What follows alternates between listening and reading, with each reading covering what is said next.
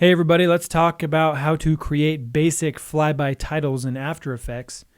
And something you should know is that this tutorial is based on this flyby titles tutorial on videocopilot.net. I highly recommend you going there to learn more about After Effects because the guy's amazing, knows a lot of stuff. So let's dive right into After Effects. When you open it up, you're probably going to be met with this. I'm just going to click New Project. And one of the things that After Effects, how it works is in what's called compositions. Compositions can be put inside of other compositions, and those can be put inside of other compositions. And so it gets kind of crazy with like this compositionception thing. And the whole point of that is really to organize your media, organize your project so that everything is, so it makes sense. So we're not going to get super complicated. We're simply going to use one composition. So go ahead and click New Composition. And I think I'm going to call this Flyby Titles. And everything else looks good. Change your time to about 10 seconds if it's not already set to that. And then click OK. What we're going to do first is create a text layer. So up in the toolbar, click the text button. And click somewhere in the composition and just type any appropriate word that you can think of. And there's a few things that you want to really pay attention to. First of all, this looks better if your text is kind of a thicker font, a heavier weight. The other thing, so if it's not, then you can go into the character window here and adjust your font. The other thing you want to do is make sure that the paragraph is set to centered. That's going to come back and help us later on. And then the other thing is centering it in the composition. So if you go down to this this button and click on it and then click Proportional Grid, you get this cool grid, and it makes it so I can center that pretty close, pretty good. Looks good. Then I can turn it off and we're good to go. So let's animate it. In order to animate, we have to set what are called keyframes. And so on your layers palette here, there's this little arrow, and we're going to go into the transform, and here's all these different properties that we can transform. And right now this layer is set up to work in two-dimensional space. So basically up, down, left, right.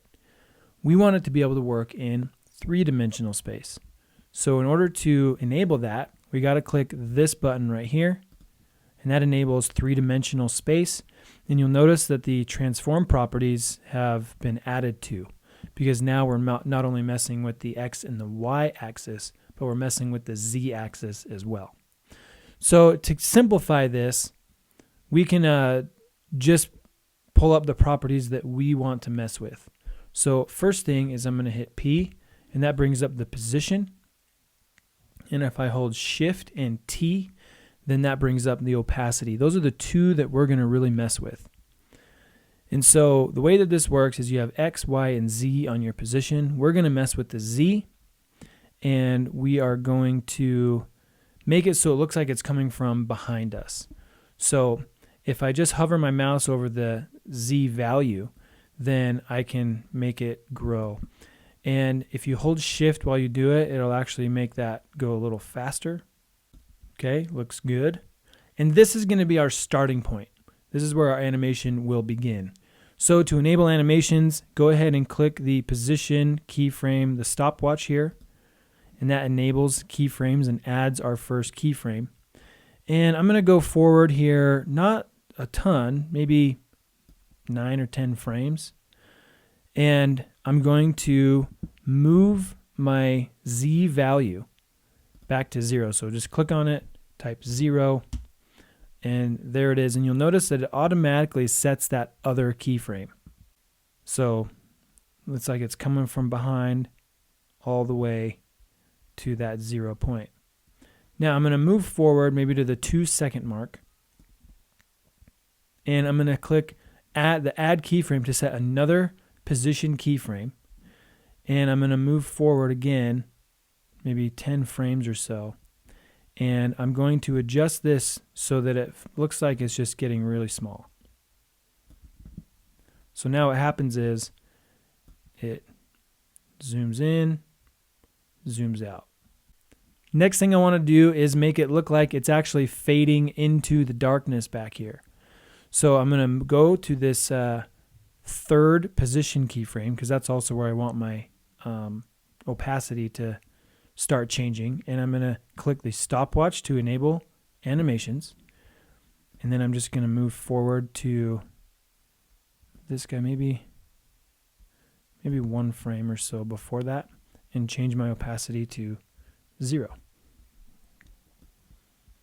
So now, as it goes away, it fades out. So next thing we can do is dress up the text a little bit. So to do that, I'm going to go to Effect, go down to Generate, Gradient Ramp. And so what this is going to do is just add a little bit of gradient. And I'm going to change my ramp shape to radial ramp. And then you can kind of mess with some of these sliders here to give it kind of the look that you want. Looking pretty good. And then I can also change the color by going to Effect, down to Color Correction, Hue and Saturation. Click on the Colorize, and then give it whatever color you want. So now that I've gotten this one text completely built, all I have to do is duplicate it. And first, let's shorten up this layer. So if I click and drag from this end down and hold Shift, it'll snap to wherever your playhead is. Okay, so to duplicate, Command D on a Mac or Control D on the PC, and just do it twice. So now we have three layers there. And on these 2 layers, if I select them and hit U on the keyboard, then it shows me where those keyframes are. And I'm just going to slide these keyframes to where they line up.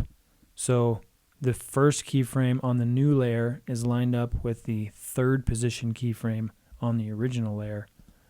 And I can do the same thing here. So what happens is, as one kind of goes out, okay, a new one comes in. Instead of it saying cool each time, if I just select the layer, double click, I can just type in new words like that. One other thing that we can do to kind of enhance the realism here is turn on motion blur. So on each layer, you'll notice this little group of circles here. And if I just enable those, then what happens is it adds this little bit of motion blur to each layer, just to give it a little bit more realism. Now, instead of there just being a black background, let's add a texture. So I have already downloaded this texture. You can go ahead and Google like Photoshop textures or whatever you want, and import them into After Effects. So to import it, I'm just going to hit Command I on a Mac, Control I on a PC, and here's this texture. And I'm just going to drag that to be the very bottom layer. Now you'll notice that it is not as big as my composition. So I'm just going to kind of expand it. And I want to do the same thing that I did with the text. I'm going to colorize it. So I'm going to go up to Effect, down to Color Correction, down to Hue and Saturation. And I'm going to colorize it. And then I'm going to do one other thing to kind of dress up the background. So go up to Layer, New, Solid. And just make sure it's black. If it's not black, then you can click on it and choose black. Hit OK. And then we're going to add a mask. So go up to your Shape tool here and get the Ellipse tool. And I'm just going to drag this circle here because we're going to add kind of a vignette. So now my mask options down here on the Layers palette, if I expand that, I can just click Inverted. So now the black's on the outside. And then on this mask feather, I can just increase the amount that it's feathering in. So now it just kind of adds a little bit to the overall look and feel. Last thing that we're going to do is we're actually going to add a little bit of a camera shake just to kind of increase the intensity here. So first thing I need to do is add a camera. So layer, new camera. And if it's not set to a 35 millimeter, go ahead and set it to that. That's a good standard size. Hit OK. And then we're going to create a new null object. So go to layer, new, null object. And the null object is what we're actually going to add the camera shake to. So in order to do that, I'm going to pull up the position, so letter P on the keyboard. And then I'm going to add what's called an expression. Think of an expression like code that tells something to behave a certain way. So to enable that, simply click Option or Alt on your keyboard, and then click the stopwatch here, and it brings up this new kind of editor here.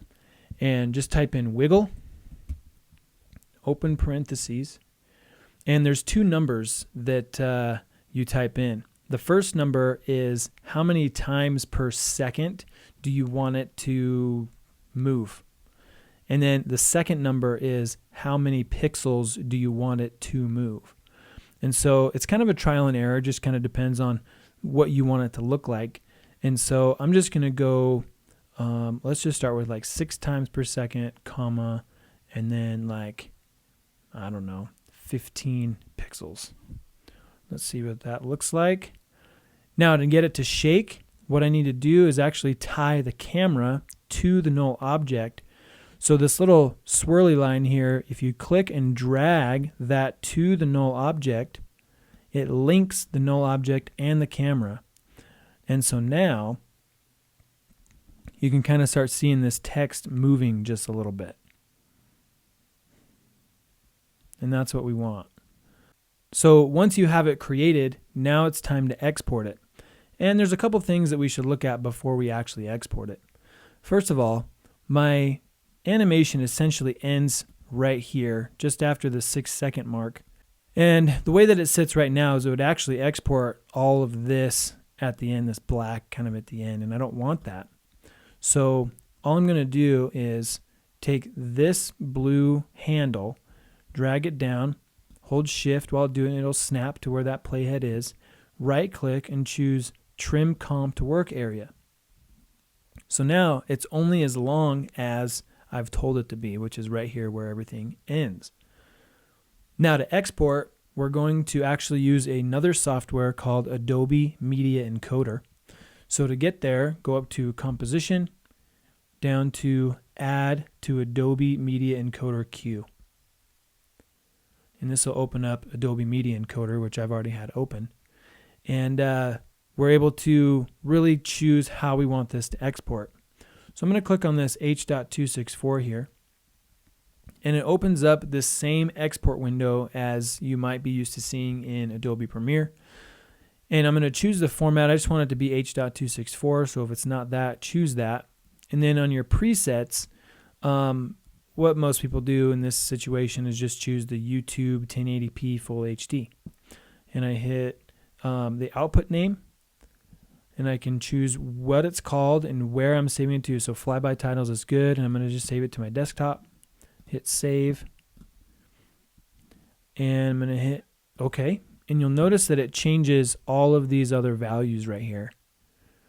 So once I'm ready, I feel like everything's good, go ahead and click the green play button, and you'll notice that it starts exporting your project.